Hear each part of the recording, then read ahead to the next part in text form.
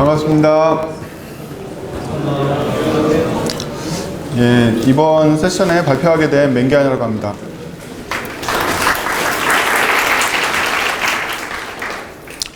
예, 저는 한 10년 넘게 조그만 에이전시를 운영하고 있는 웹 에이전시 사장이고요. 개발 경력은 계속해서 개발하는 입장이다 보니까 이런저런 플랫폼이나 언어를 많이 다루고 있는 편입니다. 제 개인적으로 운영하는 블로그는 없고 회사 블로그 하나 운영하고 있고요. 페이스북에서는 저 아이디로 접근하시면 제 타임라인에 오실 수 있고요. 친구 신청 언제라도 환영하니까 아무 때나 불러주시면 감사할 것 같습니다. 제가 오늘 발표를 이 구글에 계신 이 그룹 마스터분한테 의뢰를 받았을 때 초보자용 강의로서 어떻게 할 것이냐에 대한 얘기를 들었어요. 그래서 주제는 이렇게 거창하잖아요. 이 세션에 오신 분들이 어떤 걸 기대하고 오셨는지 모르겠는데 이 짧은 40분이라는 시간 동안에 이 언어 전체에 대해서 저희가 다룰 수 있는 방법은 없고요. 그 중에 한 가지 세션, 한 가지 주제를 하나 정해서 좀 그 주제를 잘 쓸 수 있는 방향, 그 다음에 약간 교육적인 내용, 이 두 부분을 좀 섞어서 발표 내용을 구성했습니다. 그래서 다른 세션에서는 초보자용 하면 좀 소개만 하고 이렇게 카테고리만 짚어주고 이렇게 간다면 저희는 오늘 좀 이 세부적인 주제 하나에 대해서 좀 깊이 들어가 보고 실제적으로 어떤 의미를 갖는지에 대해서 생각해 보는 시간을 가지려고 해요. 그래서 이게 이 구글에서 추구하는 발표의 방향과 맞는지 안 맞는지 잘 모르겠는데 초보자용 세션이라는 이름이 붙어 있으니까 약간 교육적인 측면을 포함해서 진행해 보도록 하겠습니다. 그래서 오늘 발표 순서는 먼저 이제 에크마스크립트에 대한 개요를 말씀을 드릴 거고요. 그 다음에 이제 이터러블과 이터레이터라는 기본적인 인터페이스에 대한 설명을 하고 저희가 언어에서 가장 많이 쓰는 기능이 이제 루프인데요. 그 루프가 무엇인지에 대해서 좀 깊이 고찰을 해본 다음에요. 그 다음에 이제 이 새로운 에크마스크립트 2015 이상에서부터는 어떤 식으로 반복을 구현하는지 또 이제 그 스펙을 이용해서 저희가 어떤 식으로 사용할 수 있는지 마지막으로 걔를 도와주는 제너레이터하는 기능이 있는데요. 여기까지 살펴보는 걸로 하겠습니다. 제가 강의 수준을 맞출 때 초보자용이긴 하지만 기본적으로 개발자분들이 오신다고 생각했기 때문에 새로 나온 자바스크립트에 대해서는 잘 모르셔도 기본적으로 자바스크립트를 어느 정도 더 관심 있거나 다뤄보셨다라고 가정을 하고서 진행을 할 거예요. 그래서 너무 언어를 모른다 이런 레벨까지 내려가진 않을 거고요. 지금 이제 설명드리게 되는 에크마스크립트의 개요도 구구절절한 옛날 넷스케이프 시절부터 올라가진 않을 거예요. 그래서 저희가 이제 지금 바라보고 있는 이 언어는 하모니라는 ES6라는 프로젝트 이후의 세계를 다루고 있어요. 그래서 이 이후부터는 에크마 재단 산하에 있는 로열티 프리 태스크 그룹이라는 이 TC39라는 위원회가 이 언어의 스펙을 관리를 하고 있어요. 그래서 ECMA 산하에는 이 TC라는 그룹이 굉장히 많은데 그 중에 이제 39그룹인 거죠. 이 39그룹의 별명이 로열티 프리 태스크 그룹인데 얘네들이 하는 일이 4가지예요. 그래서 저희가 이미 에크마 스크립트라고 부르는 이 스펙은 에크마 재단에서 보면 에크마 26이라는 이 스펙이거든요. 이 스펙을 유지보수하는 게 이제 이 위원회의 가장 중요한 임무고요. 그 다음에 이제 에크마 스크립트하고 호환되는 여러 가지 라이브러리라든지 확장 같은 것도 이쪽에서 개발을 해요. 그 다음에 에크마 스크립트에 뭔가 구현체들이 올 거 아니에요. 예를 들면 사파리로도 구현하고 크롬으로도 구현하고 이럴 텐데 그런 구현됐으면 구현되었다는 인증을 해줘야 되거든요. 그래서 그 인증용 프레임워크를 또 이제 얘네들이 관리를 하고 그 다음에 이제 잘 모르시겠지만 에크마 스크립트 인증이 끝나고 나면 에크마에서만 인증을 받는 게 아니에요. 국제 다른 표준기구인 IS라든지 IEC 이런 데 다 표준 의뢰를 하거든요. 그래서 현재 여러분들이 바라보고 계시는 에크마 스크립트 표준은 에크마에서만 표준이 아니라 iOS 표준 규격이기도 해요. 이쪽 관리도 전부 다 이 TC39라는 데서 관리를 합니다. 그래서 TC39에 대해서는 아래 URL에서 자세하게 다루고 있고 이 발표 자료가 어차피 다 공개되니까요. 나중에 URL 참고하시면 될 겁니다. 이 TC39에서는 정기적으로 미드업을 해요. 2달에 한 번씩, 코스달에 한 번씩 하거든요. 보통 미국에서 하는데 샌프란시스코나 이런 데서 하는데요. 이 미팅을 할 때마다 TC39 위원들이 모여서 다 모이는 건 아닌 것 같고요. 모인 사람 안 모인 사람인데 모여서 그간 쌓여있던 의제들을 해결을 해요. 그래서 이거는 승격을 시키자, 이거는 버리자, 이거는 좀 부족하다 이런 결정들을 하기 때문에 이 회의가 회의록이 매회 다 공개가 됩니다. 그 회의록이 공개되는 레벨은 누가 무슨 말을 했지가 다 나오는 정도의 회의록이에요.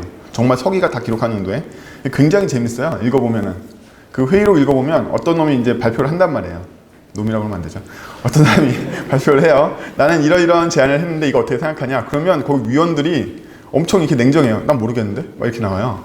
아니 그게 이런 뜻이라니까 나 몰라. 계속 이러고 그러한 여러 가지 회의 에피소드들이 이 회의록에 다 기록이 되어 있습니다. 이것도 깃허브에 TC39 깃허브에 가면 노트라는 이 저장소에 가면 매회 회의록이 다 공개가 되어 있어요. 그래서 이 회의록을 따라가다 보면 최신 언어 스펙이 어느 방향으로 바뀌고 있고 어떤 방향으로 진행되는지 언어의 미래가 어떻게 될 건지 단지 에크마스크립트 2015나 2016, 2017이 아니라 그 이후의 세계는 어떻게 될 건지를 투명하게 공개가 되고 매회 회의록에서 점진적으로 전진하게 되어 있습니다. 그래서 어떤 식으로 이 스펙이 결정되는가 보면 디벨롭 프로세스라는 이 TC39의 스펙이 결정되는 이 프로세스를 명문화 시켜놨어요. 그래서 스테이지 제로라고 부르는 스트로맨서부터 스테이지 1, 2, 3, 4로 이렇게 올라가서 프로포절, 드래프트, 캔디데이트, 피니시드로 끝나는데 여기에 따라서 각각 스펙들 제안하는 것들이 어떻게 되는지가 미드업에서 승격을 시키거나 이렇게 하고 각각의 단계에서는 어떤 기준이 있는지를 다 정의를 해놨어요. 그래서 여기 밑에 있는 URL에 가시면 프로세스 도큐먼트에 어떤 식으로 스펙들이 진행되는지가 다 나옵니다. 그래서 또한 저 밑에 있는 프로포절이라는 저장소에 가시면요. 예를 들면 지금 SIMS-MD.JS라는 이 스펙이 스테이지 3로 넘어갔죠. 스테이지 3면 캔디데이트거든요. 얘는 다분히 2017에 이제 피니시드로 해가지고 들어갈 가능성이 되게 높은 녀석인데 이 SIMD라는 이 명령은 뭐냐면 그 최신형 펜티엄 이후의 세계에서 CPU들은 한 번에 4개의 인자를 처리할 수 있는 그런 명령을 갖고 있어요. 그 명령 세트를 이용하면 많은 연산들이 확연하게 주는데 이 기계적인 명령어를 자바스크립트에 쓸 수 있게 해주는 그런 스펙이거든요. 걔는 이미 거의 뭐 돼가고 있죠. 지금 챔피언들이 이만큼 승인을 해준 거고 나머지 부분들도 차근차근 이렇게 진행돼서 여기 들어가 보시면 되게 많은 스펙들이 스테이지 어느 단계인지 드랍이 되는지 피니시가 되는지 미드업의 결과로 다 반영이 되는 걸 투명하게 공개하고 있습니다.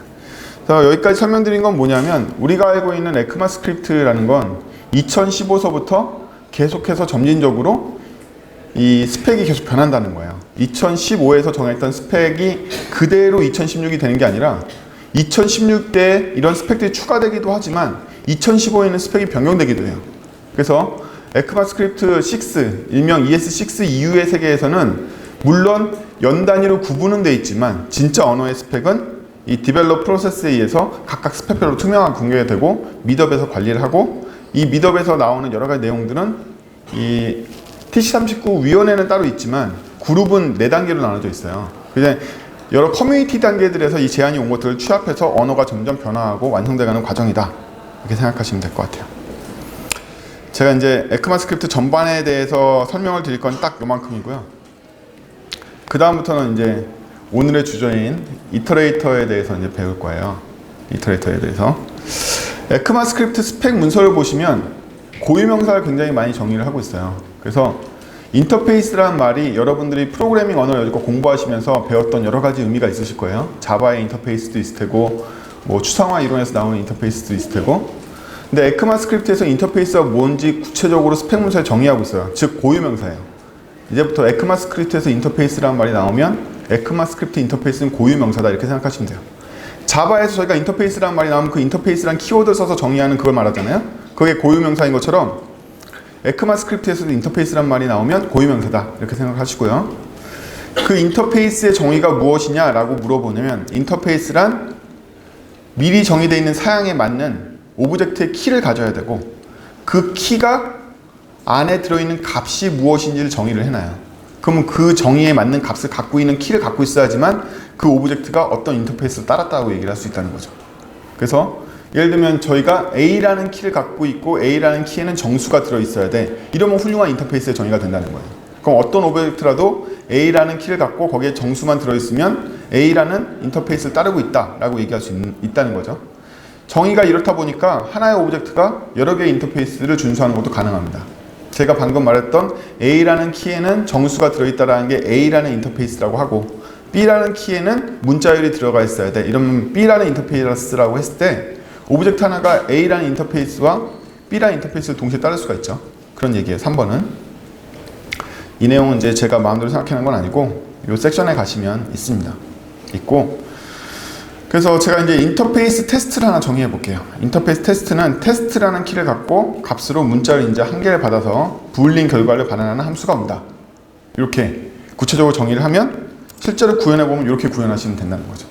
그럼 이 오브젝트는 테스트라는 인터페이스를 따르고 있다라고 얘기할 수 있다는 거예요. 그렇죠?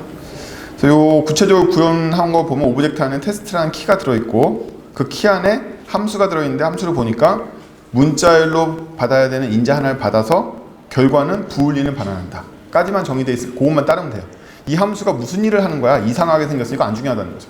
인터페이스는 요 스펙대로만 잘 따라주면 되는 거예요. 자, 이제 인터페이스가 뭔지 알았으니까 ES6에서 정의하고 있는 이터레이터 인터페이스에 대해서 알아볼 거예요. 이터레이터 인터페이스라는 건 next라는 키를 갖고 있고 값으로 인자를 받지 않고 이터레이터 리절트 오브젝트를 반환하는 함수가 온다. 이렇게 돼 있어요. 이렇게 돼 있어요. 그럼 이제 귀찮게 실이 이터레이터 리절트 오브젝트가 뭔지를 또 알아봐야 되잖아요. 그 밑에 같이 정의가 돼 있어요. 이터레이터 리절트 오브젝트는 value와 done이라는 키를 갖고 있고 이 중에 done은 반복할 수 있을지 없을지에 따라 부울린 값을 반환한다. 이렇게 정의되어 있어요. 예. 뭐 말로 하면 어렵죠. 구현해보면 별거 아니에요. next라는 키를 갖고 있는데 여기에 리절트 오브젝트를 반환하는 함수가 와요. 함수가 오는데 이 함수에는 인자가 없죠. 그래서 인자가 없는 거예요. 근데 이터레이터 리절트 오브젝트의 스펙에 따르면 value와 done이 있고 done은 반복할지 말지에 따라서 부울린 값을 갖는다고 했죠. 그래서 얘가 리턴하는 오브젝트를 봤더니 이터레이터 리절트 오브젝트 인터페이스를 따르고 있고요. 넥스트에 들어가 있는 함수를 봤더니 이터레이터 인터페이스를 따르고 있죠. 이렇게만 만들면 이터레이터 인터페이스를 준수한다 라고 얘기할 수 있어요. 예. 그럼 요걸 이용해서 실제적으로 사용할 만한 것들을 하나 만들어 보신다 하면 저희가 오브젝트에 데이터라는 키를 넣어서 여기다 배열을 하나 넣었어요. 제가 설명드리면서 말씀드리겠지만 오늘 이 강의를 들으시는 분들이 오른쪽에 있는 코드를 이해하실 수 있다라고 가정하고 이 강의 자료를 짰어요. 그래서 기본적인 배열이라든지 뭐 오브젝트라든지 이런 거에 대한 세세한 내용까지 내려가지는 않을 거예요. 대학생분들이 많으셔가지고 자바스크립트 전혀 안 하신 분들도 있기 때문에 이게 어려우실 분들도 있을 거라고 생각을 하는데 좀 양해해 주시고요. 너무 수준을 이렇게 높낮이를 맞출 수는 없으니까 이 오른쪽 소스를 설명드린 수준에서 예, 봐주세요. 그래서 데이터라는 키에는 배열이 들어있죠. 1, 2, 3, 4라는 next라는 함수는 똑같이 이터레이터 프로토콜 따르고 있는데 거기 들어가는 이 오브젝트를 봤더니 value 값에는 팝한 개 매번 부를 때마다 나온다는 거죠. done에는 length가 빵이 되는지 안 되는지에 따라서 부울린 값이 나오게 될 거예요. 그러면 저희가 넥스트로 호출할 때마다 4, 3, 2, 1 이렇게 끄집어내면서 더는 마지막에 false가 되는, true가 되는 식으로 돼버리겠죠. 처음에 false였다가 이렇게 간단하게 구현하면 되는데 여기에 이어서 이터러블이라는 인터페이스가 곧장 나옵니다. 스펙 문서에 보면 이터러블은 별거 아니에요. 심볼 이터레이터라는 키를 갖고 있고 이 키에는 인자를 받지 않고 이터레이터 오브젝트 앞에서 정의했던 이터레이터 오브젝트를 반환하는 함수가 온다. 이렇게 정의가 되어 있어요.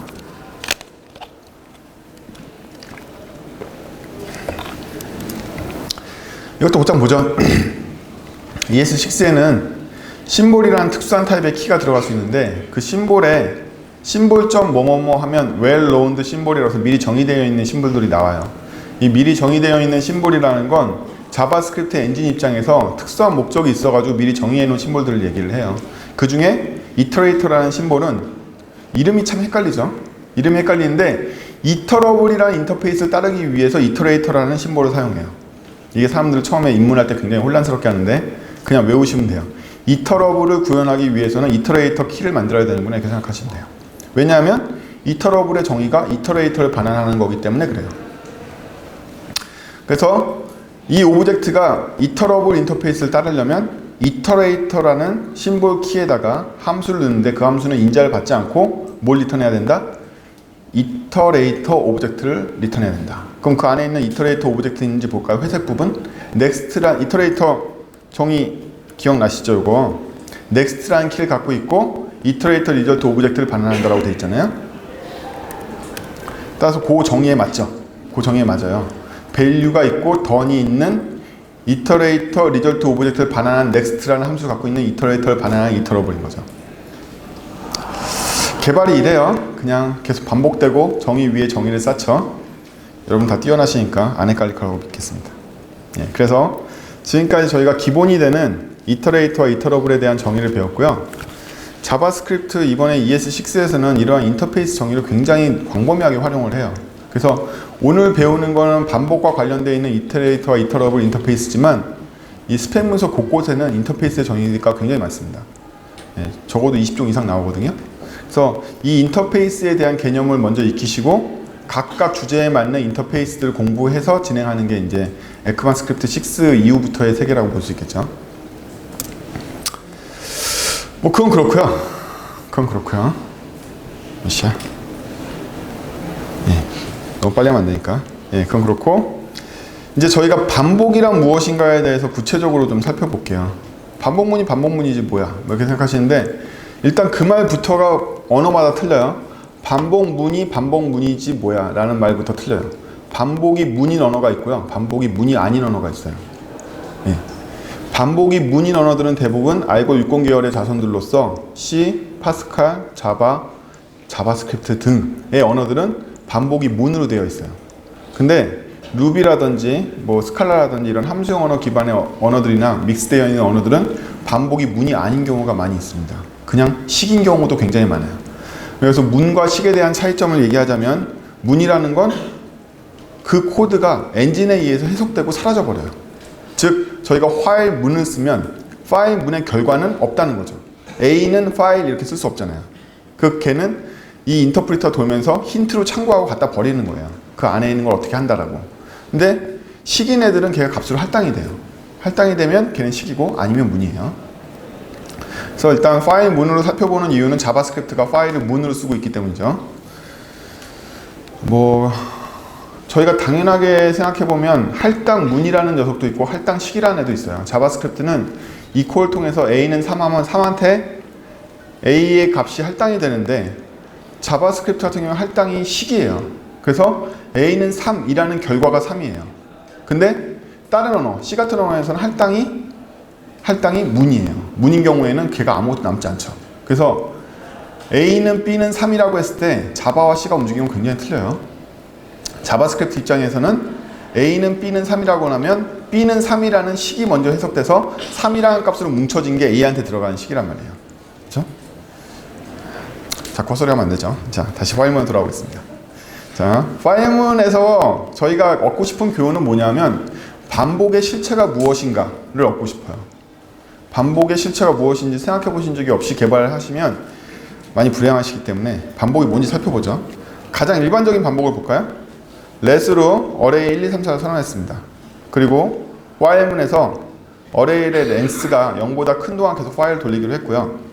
콘솔에서 어레이를 하나씩 소비해 가니까 length가 하나씩 줄어들 거예요. 팝을 하나씩 소비해 가니까. 이게 굉장히 쉬운 파일문이죠. 이 파일문을 좀 더 해체해 보면은 초록색 부분에 계속 반복을 할까 말까 하는 조건, 할까 말까 하는 조건이 들어가죠. 그 다음에 오렌지색 부분에 그 반복이 진행되는 동안 해야 할 일이 들어갑니다. 그래서 반복이라는 건 크게 두 가지 요소가 있는데 반복을 할지 말지를 결정하는 조건과 반복 때마다 해야 될 일을 정의를 해요. 그럼 while문은 뭐 하는 거죠? 이 두 개를 끊임없이 소비하는 엔진에 주는 힌트예요. 즉 반복기가 있고 반복에 대한 정보가 분리되어 있다는 거예요. 이 그림에서 핵심은 초록색과 빨간색이 있다는 게 아니라 초록색과 빨간색은 정보이고 나머지 까만 글씨로 되어 있는 파일 문은 그 정보를 소비하는 녀석이라는 거죠. 즉 데이터로 나눠보면 파일문이라는 건 파일문이 소비해야 되는 데이터 부분과 파일문이 그 데이터를 소비한다는 공급과 소비 측으로 나눌 수가 있다는 거예요. 그래서 이거를 저희가 여지껏 배웠던 이터레이터 인터페이스에 대입해보면 이터레이터 인터페이스에도 똑같이 초록색과 오렌지색 부분이 등장합니다.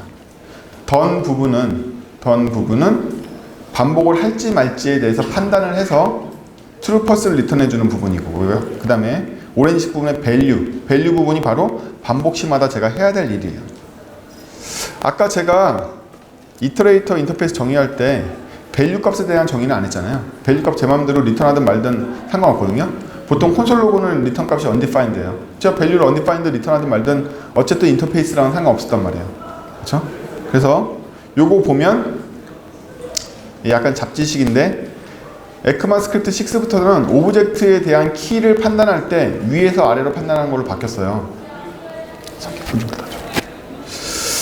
그 위에서 아래로 판단한 건 뭐냐면 기존에는 오브젝트의 키를 할당하면 이렇게 리터럴로 선언하고 나면요, 이 선언된 게 던이 먼저 실행되고 밸류가 먼저 실행되고 이거에 대한 판단을 저희가 못하게 돼 있었어요. 근데 ES6에서는 이렇게 여러분들이 객체 리터럴 쓰시면 위에서 아래로 차근차근 해석이 돼요.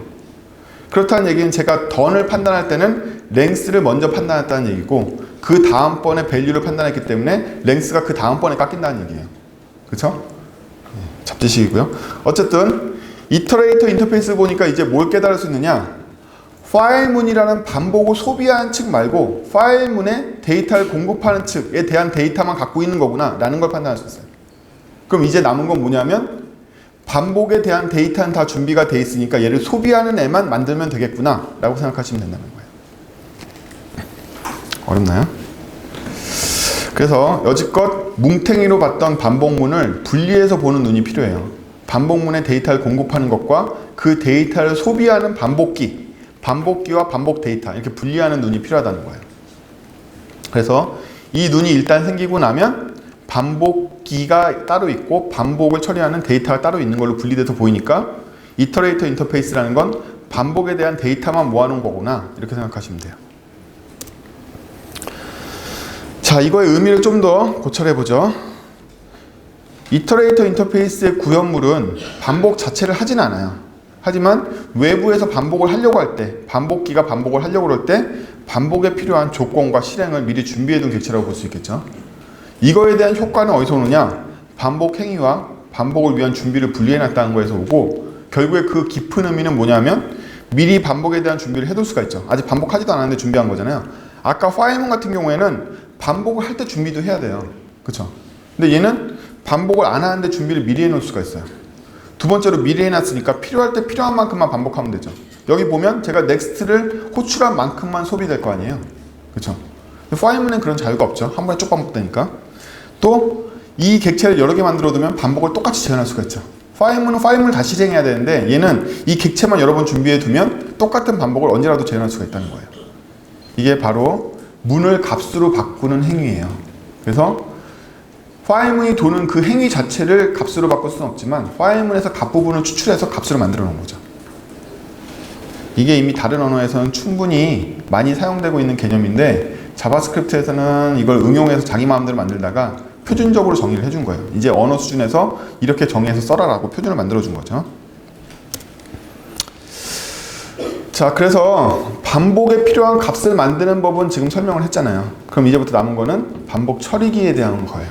기존에 파일이나 포가 처리를 했는데 이제 이 특수한 인터페이스인 이터러블, 이터레이터를 반복 처리하는 처리기는 어떻게 할 거냐? 잘 모르겠으니까 만들어 보자는 거죠. 만들어 봐요. 그래서 제가 루프라는 함수를 하나 정의해서 인자 두 개를 받을 거예요. 첫 번째 인자는 이터러블 또는 이터레이터를 받을 거예요. 그래서 제가 이터라고만 써놨어요. 뒤에가 이터러블도 올 수 있고 이터레이터도 올 수 있어서 그래요. 그 다음에 f라는 건 반복 시마다 처리할 함수. 이 함수한테 제가 반복 시마다 얻은 밸류 값을 보내줄 거거든요. 두 개의 인자를 받고 첫 번째로 이터레이터인지 이터러블인지 판단하기 위해서 먼저 이터러블인지를 판단해요. 이터러블인지 판단하는 좋은 방법은 심볼 이터레이터를 갖고 있는지를 확인해 보면 되고 그 안에 함수가 있는지를 확인해 보면 되겠죠. 그래서 얘가 만약에 이터러블이라면 저희가 먼저 이터러블을 호출해서 이터레이터로 바꿔줘요. 진짜 루프는 이터레이터한테 해야 되기 때문에 그렇죠. 이터러블은 아까 뭐였다? 단지 이터레이터 객체를 반환할 뿐인 역할을 수행하는 녀석이었어요. 그래서 일단 이터레이터로 바꿔줍니다. 이터러블인 경우에는. 자, 이제 이터레이터인 경우에는 넥스트가 함수를 갖고 있어야 되죠. 그래서 이터레이터가 아니면 여기서 쫓아내고요. 이렇게 마음에 안 들 때마다 쫓아내는 걸 실드 패턴이라고 불러요. 그래서 실딩을 치고 그 실드 밑으로 빠져나온 애들은 이터레이터 객체인 게 확실하죠. 그럼 이제 파일로 무한 루프를 돌릴 건데 언제 빠져나올 거냐면 던이 true가 됐을 때 빠져나오는 루프예요. 그렇게 보이시죠? 네. 여기서 종료 처리라는 데서 던이 true가 언젠가 true가 되겠죠. 네.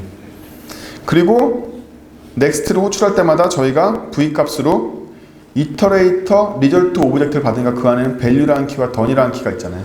done이라는 키가 있을 때는 빠져나오는 거고요. value라는 키를 처음에 받았던 f 함수한테 넘겨주는 걸로 계속 루프를 둘 수가 있습니다. 저희가 이 구현을 통해서 이터러블이나 이터레이터를 소비하는 소비 측을 구현해 봤죠. 예, 실제로 이렇게 구현하는 경우도 있어요. 특수한 경우에는. 근데 이렇게 구현하기가 굉장히 귀찮기 때문에 여러분들을 귀찮게 하려고 새로운 언어를 만든 건 아니겠죠. 예, 공급 측을 여러분들이 힘들게 만들었다면 소비 측은 언어에서 다양하게 지원을 해줍니다. 자, 이걸 그대로 소비해보면 저희가 이터러블 객체를 하나 만들었어요. 자, 제가 처음에 인터페이스 소개해드릴 때 뭐라고 소개해드렸냐면 하나의 오브젝트는 여러 개의 인터페이스를 구현할 수 있다라고 말씀을 드렸어요. 지금 제가 구현한 이 이터라는 객체는 이터러블과 이터레이터를 동시에 구현하고 있는 오브젝트예요. 그래서 일단 이터러블에 구현되어 있는 심볼 이터레이터 부분을 보시면 this를 그냥 리턴해요. 그렇다는 얘기는 this에 뭘 확신하고 있다? 내 자신이 이터레이터라는 걸 확신하고 있다는 얘기죠. 그럼 내 자신이 이터레이터인가 봤더니 next 함수 갖고 있으니까 이터레이터 맞죠? 예.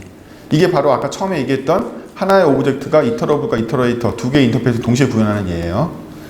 이 next는 어떻게 움직이는가 봤더니 아까 처음에 살짝 말씀드렸던 어레이를 갖고 있고 this 어레이의 length를 던으로 보고 value를 어레이 팝으로 하나씩 리턴하는 경우로 봐서 next가 호출될 때만 하나씩 사라지는 이터레이터 객체이자 심볼 이터레이터를 갖고 있으니까 이터러블이기도 한 거죠. 그래서 얘를 루프에다 넣고 콘솔 로그를 때려보면은 여기 이거 못하네요. 4321로 찍힐 거예요. 이거 수정 안 했네요. 예, 4321로 찍히죠. 예, 그렇게 해서 요게 지금 여러분들이 보시는 게 사용자 정의 이터레이터 객체와 사용자 정의 이터레이터를 소비하는 소비 측을 구현해 본 예예요. 그쵸? 이거 하자고 ES5, ES6로 옮겨오는 건 아니고요. 내장 반복 처리기라는 걸 배우기 위해서 여지껏 설명을 한 거예요.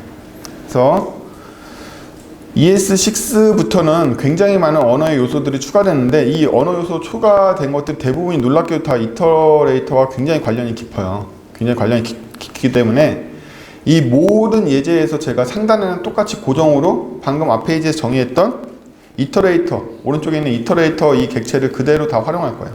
바꾸지 않고. 그래서 이 상단 부분에 다 똑같은 이터레이터들이 들어가 있어요. 이터레이터들이 들어가 있는데 첫 번째로 배워야 될 거는 어레이 디스트럭처링, 배열 해체라고 불리는 부분인데 해체 문법 중에 배열을 해체하는 문법이 있죠. 그 해체 문법에 따르면 오른쪽에 값이 오고요. 좌항에는 해체식이 와요. 뉴비용이니까 해체식에 대해서 간단히 설명을 드리면 여러분들이 일반적으로 오브젝트를 정의하시면 오브젝트의 정의는 값수로 변해요. 저희가 이거를 리터럴이라고 부르죠. 그래서 저희가 대괄호 치고 1, 2, 3, 4 하는 여기 이게 배열 리터럴 보면 배열 리터럴은 값이 들어와요. 근데 이 해체식이라는 건 뭐냐면 똑같이 그런 식의 리터럴인데 리터럴에 값이 들어가야 되는 부분에 변수가 있잖아요. 변수의 오른쪽에 있는 객체를 그대로 해체해서 값을 집어넣어주는 문법이에요. 그래서 배열로 이터레이터를 보고 해체를 하겠다라고 써있지만 실은 이 배열이라는 의미가 뭐냐면 너 이터러블이지 라는 뜻이에요. ES6에서는 배열이라는 리터럴의 의미가 더 이상 배열이 아니라 이터레이터지 라는 이터러블이지 라는 그런 의미예요. 그러면 이터레이터가 얘가 이터러블이기 때문에 이 배열이라는 해체식에 해당 사항이 있는 객체가 되는 거예요. 그리고 나서 첫 번째 요소는 A에 매핑하고 나머지 연산자라고 그래요. 나머지 요소는 B에다 매핑했으니까 콘솔 로그를 찍어보면 첫 번째 넥스트가 돌아서 4를 만들어주고 나머지를 합쳐서 3이라는 배열을 만들어주게 돼요. 그래서 일단 내부에서 지금 저희가 뭐 배우는 거냐면 이터러블 객체를 소비하는 소비 측의 문법 중에 첫 번째로 여러분들이 배우시는 게 배열 해체식이에요. 배열 해체식이 뭘 소비한다? 이터러블 객체를 소비한다. 예. 놀랍죠? 예. 여기는 분명히 저희가 코드로 짜져 있는 거지 값이 아닌데 값으로 환원돼서 소비가 되고 있는 거예요. 이게 바로 뭐다? 반복을 위한 준비 객체와 반복을 소비하는 쪽으로 나눠놓은 거의 효과인 거죠.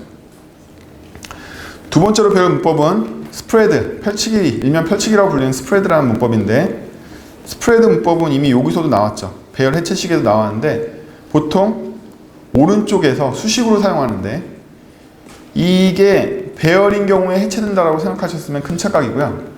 해체식에 쓰는 이 해체 연산자도 마찬가지로 뭐에 반응하는 거다? 이터러블에 반응하는 거예요. 그래서 이터가 이터러블 객체이기 때문에 해체식을 사용하면 A에는 432이라는 배열로 해체가 돼서 들어오게 됩니다. 더 가볼까요? 분위기가 점점 안 좋아지네요. 그렇죠?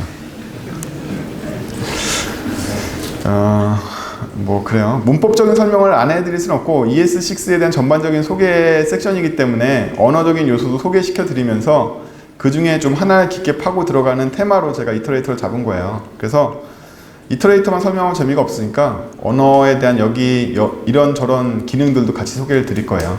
그래서 알고 보면 제가 이터레이터를 중심으로 지금 강의를 하고 있긴 하지만 나중에 가시면 언어 한 바퀴 다 도시게 되긴 해요. 네, 그렇고요. 스프레드까지 했습니다. 다음번에는 ES6에서 도입된 나머지 인자 레스트 파라미터라는 기능이 있어요. 이거는 함수를 선언할 때 이 밑에 보세요. 위에는 이제 볼 거 없죠. 다 똑같은 이터레이터 객체니까. 함수를 선언할 때 점점점 인자를 쓰면 인자를 나머지에 싹 묶어서 배열을 만들어주는 기능이에요. 배열을 만들어주는 기능이에요. 여기 제가 함수만 선언하고 테스트한테 이터를 넘기지 않았는데 이렇게 돼버렸네요. 요거는 아무튼 이 나머지 연산자에도 똑같이 이터러블 객체가 반응하는 거지 배열 객체가 반응하는 게 아니기 때문에 여기에서 작동을 한다는 걸 보여드리려고 했는데 제가 코드를 빼먹었네요. 두 개나 실수를 했네요. 죄송합니다. 제가 이제 이 구글 측에 말씀드려서 공개 배포할 때는 여기다 소스 포함시키고 아까 틀렸던 것도 제가 수정해서 드릴게요. 예, 뭐 그렇죠. 개발자들 다들 바쁘시잖아요. 저도 막 이렇게 쫓겨서 작성하고 그래요. 예. 자, 마지막으로 바라볼 부분은 for of라는 이 새롭게 구현되어 있는 for 구문이 생겼어요. 근데 여러분들 이거 굉장히 조심하셔야 될 게 for of는 무늬만 for지 for랑 굉장히 다른 녀석이에요. 예. for의 굉장히 다른 점은 심지어 앞에 있던 모든 요소와도 달라요. for는요, for of는 이렇게 사용하는데 앞에 부분에는 예로부터 얻은 밸류 값이 들어갈 거고요. 뒤에 부분에는 이터러블이 올 수 있겠죠. 똑같이. 근데 지금까지 제가 말씀드렸던 이 세 가지 디스트럭처링이라든지 스프레드라든지 레스트 파라미터는 이터러블만 받아요. 이터레이터 객체를 안 받아요. 무슨 얘기냐면 반드시 이터러블이 돼서 이터레이터를 토해야지 원래 그냥 이터레이터인 객체는 안 통한단 말이에요. 근데 for of는 이터레이터도 받아줘요. 즉 제가 for of 한정으로 이 심볼 이터레이터 부분을 제거해도 얘는 돌아요. 딴 애들 다 일어나거든요. 그래서 for of는 굉장히 특수하고 얘도 똑같이 이터레이터를 소비한다 라는 생각하시면 돼요. 그래서 얘를 이용해서 소비를 해도 똑같이 하나하나 소비가 됩니다. 요거는 좀 더 재밌죠. 하나하나 소비할 때마다 저희가 관여할 수 있으니까. 그래서 for of는 무늬만 for지 굉장히 for와 다르다. 굉장히 for와 다르다. 어떤 식으로 이터러블 소비하는 소비 측 연산자로서 다르다. 이렇게 생각하시면 될 것 같아요. 자, 저희가 반복에 대해서 미리 준비를 한다는 뜻은 사실 약간 잘못된 표현인데 더 정확하게는 반복에 대해서 next 함수가 호출될 거잖아요. 그렇죠? 반복할 때마다 next 함수가 호출될 거잖아요. 그렇기 때문에 미리 준비할 필요가 없다라고도 얘기할 수 있어요. 즉 앞에까지 구현했던 어레이에 1, 2, 3, 4를 담아두는 행위는요, 구닥다리 사고방식이고요. 사실은 이 for of가 실행될 때 한 번 때마다 next 함수를 호출해 줄 거란 말이에요. 그럼 호출하기 전까지는 아무것도 안 만들어놔도 돼요. 그렇죠? 그래서 미리 값을 준비할 필요가 없다는 거예요. 그거에 대해서 이제 설명을 할 거예요. 이걸 일반적으로 지연 실행이라고 부릅니다. 지연 실행의 효과를 이용해서 레이지라고 부르는데 이 레이지라는 효과를 이용하면 미리 값을 정하지 않고 함수가 호출되는 시점에 값을 만들어내도 상관이 없다는 거예요. 그렇죠? 그래서 분위기가 안 좋지만 더 안 좋게 클래스를 쓸 거예요. 제가 말씀드렸듯이 한 바퀴는 다 돌아야죠. 이 주제가 그건데. 그렇죠? 자, 그래서 클래스 구문은 새롭게 도입된 ES6부터 새롭게 도입된 구문인데요. 클래스 중괄호에서부터 중괄호까지가 클래스 영역이 되고요. 기본적으로 컨스트럭터라는 메서드를 갖습니다. 이게 바로 생성자 함수예요. 그래서 이게 좀 나쁘긴 한데요. 컨스트럭터라는 이름은 특수해요. 그래서 이 특수한 키워드를 외우셔야 돼요. 클래스 구문에서 생성자를 정의할 때는 construct라는 이 키워드로 메서드를 정의해야지만 생성자가 되는구나 라고 외우셔야 돼요. 사실 안 좋죠. 다른 언어 쓰는 사람들 입장에서는 왜 constructor라는 키워드가 나왔지? 얘도 그냥 일반적인 메서드거나 도우미 메서드인가 이렇게 생각할 수 있단 말이에요. 여러분들은 외우셔야 돼요. 클래스 안에 constructor라는 키워드로 메서드를 정의하면 얘는 생성자다. 생성자가 하는 일을 봤더니 max 값을 봐서 this의 max로 박아놨어요. 그 다음에 심볼 iterator라는 걸 구현했죠. 즉 얘는 이터러블을 만들어내는 클래스라고 할 수 있겠죠. 얘를 new 때리면 얘의 인스턴스는 이터러블일 거예요. 그렇죠? 이 메서드 안을 들여다봤더니 뭘 리턴하는가 보시죠. 뭘 리턴하냐면 next라는 메서드를 갖고 있는 iterator 객체를 반환하면서 동시에 이 반환되는 객체의 던과 value를 제가 세팅할 거란 말이에요. 그래서 여기 마지막 줄 보시면 this를 리턴하는 이유는 얘가 iterator 객체임과 동시에 iterator result object이기 때문이기도 하죠. 예. 던과 여기서 이제 value를 집어넣어 주니까. 이 작동을 천천히 살펴봅시다. iterator라는 이 iterable 인터페이스가 호출될 때마다 커서는 0이고 max는 thismax를 갖고 있는 변수 두 개를 정의하고요. 그 다음에 더는 펄스로 아직 나 반복할 수 있어 이렇게 초기값 정해주고 next 함수를 호출할 때마다 커서보다 max가 크다라면 이제 반복이 끝난 거죠. 반복이 끝났으니까 이때는 던을 true로 해서 반복을 종결시키는 일을 할 거고요. 그렇지 않으면 아직 커서가 max에 도달하지 않았으니까 value 값에 커서 곱하기 커서에서 제곱을 보내줄 거예요. 제곱을. 그리고 커서를 한 칸씩 전진시키겠죠. 이걸 보시면 미리 데이터가 준비되어 있지 않고 next 함수가 호출될 때 만들어낸다는 사실을 알 수가 있어요. 미리 배열 같은 거 없잖아요. 그럼에도 불구하고 여러분들 머릿속에서는 max를 5 때리면 0, 1, 그 다음에 2에 대한 제곱이니까 4, 3에 대한 제곱이니까 9, 4에 대한 제곱이니까 16 이렇게 나올 거야. 이렇게 생각을 하실 수 있단 말이에요. 그 값들은 미리 존재하지 않는데 next가 호출된 시점을 만들어내고 얼만큼 만들어낼 거다? next가 호출된 횟수만큼만 만들어낼 거예요. 미리 메모리를 차지하지 않고 미리 정의되어 있지도 않죠. 그쵸? 이게 연산을 통해서 값을 만들어내는 방법이고 레이지하게 값을 만들어내는 방법이에요. 제가 여기에다가는 간단한 수식을 썼지만 좀 더 확장해 보면 데이터로부터 로딩한 걸 이때 가져올 수도 있는 거고요. 쿠키로부터 값을 이때 가져와도 되는 거고 그때마다 가져올 수 있어요. 언제만큼? 반복을 next를 지시받은 만큼만 하면 된다는 거죠. 미리 확보할 필요도 없고 연산할 필요도 없고. 이걸 사용하면 이렇게 사용이 돼요. 아름답죠? 예. 그래서 제가 방금 배웠던 이거 뭐죠? 펼치기 연산자를 이용하면 new n2에 5 max 5를 보냈으니까 0, 1, 4, 9, 16 이렇게 5개 나올 거예요. 그렇죠? 이번에 for of도 똑같은 방법을 사용해 보면 또 5를 때려서 해보면 0, 1, 4, 9, 16 이렇게 차근차근 나오겠죠? 네, 그래서 우리가 사용자 정의 객체를 이용해서 이터레이터 인터페이스와 이터러브 인터페이스를 이해하고 잘 사용하는 거는 이 새로 도입되어 있는 ES6의 문법과 굉장히 밀접해요. 여러분들이 이 부분을 이해하지 못하고 오른쪽에 있는 펼치기가 있어, for가 있어, 뭐 REST 파라미터가 있어 이렇게 이해하시면 사용을 못 하신다는 거예요. 그렇죠? 자바스크립트가 보다 어려운 언어가 됐죠. 시스템이 가정하고 있는 인터페이스를 줘야지만 내가 이렇게 반응해 줄 거야 라고 언어에 아예 그런 기능이 있기 때문에 언어 기능에 맞춘 구현물을 만드실 수 있는 지식을 같이 갖추셔야지만 이 언어의 기능이 쓸모가 있어요. 이 구현체 양쪽을 보시면 굉장히 쓸모가 있죠.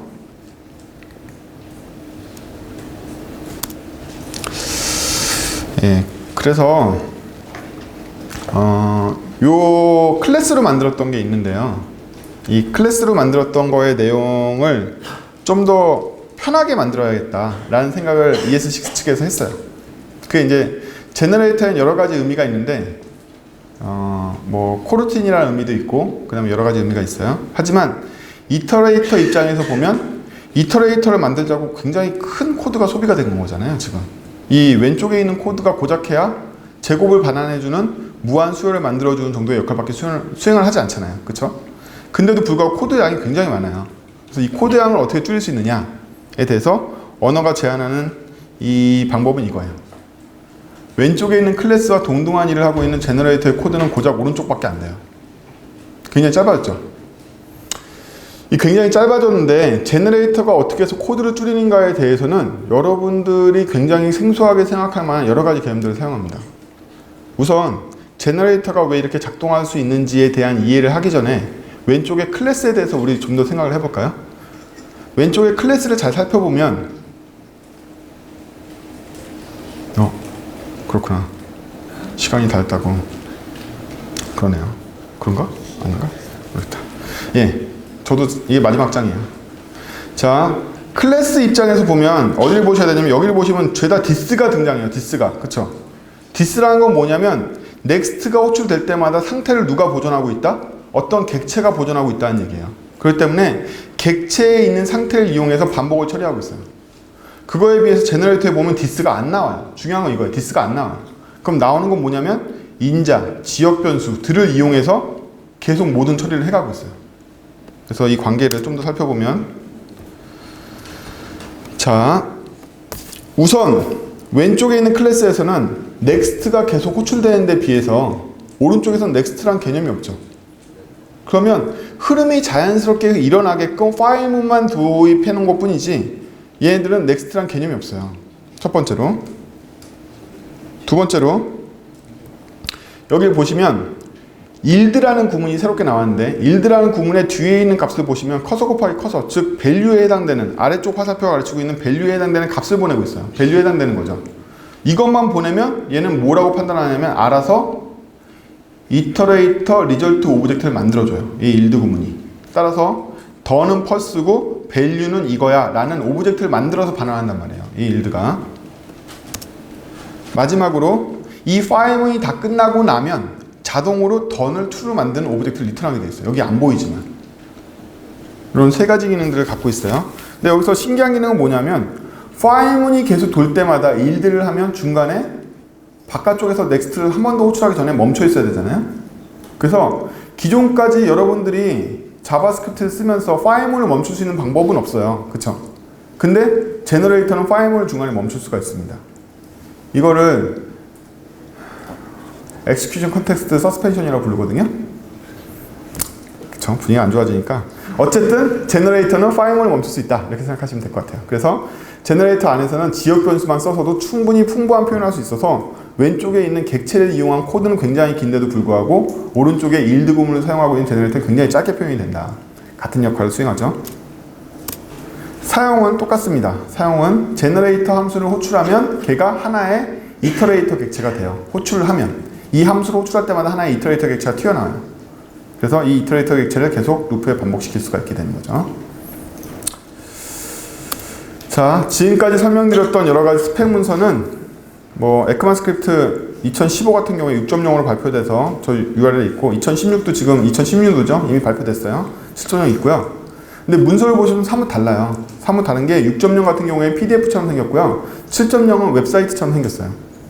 그리고 2017에 대한 드래프트 계속 진행 중이고 TC39 미덕 보시면 계속 스펙에 대한 조정을 하고 드랍되고 이러고 있어요.